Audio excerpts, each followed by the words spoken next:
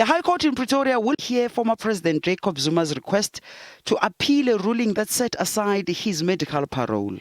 On Wednesday, the same court ordered that the former president must return to prison for the completion of his 15-month sentence. The court ruled that former National Commissioner of Correctional Services, Fraser's decision to place Zuma on medical parole was unlawful. This follows Zuma's sentence for contempt of court after he refused to continue to appear before the Commission of Inquiry into State Capture. Fraser released the former president on medical parole against the advice of the Medical Parole Board. This move also caused a stir as some believed it undermined the rule of law.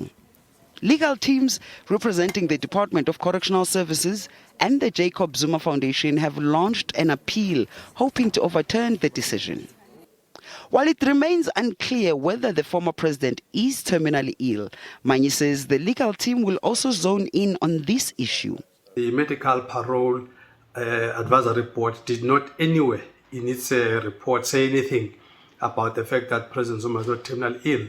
They did not say that anyway. They'll point that out to him, the first thing. Secondly, they'll also point out to him that, in fact, the opposite happened, that the military hospital, in its own report, has made reference to the terminal illness that the judge, for some reason, did not find in the submission.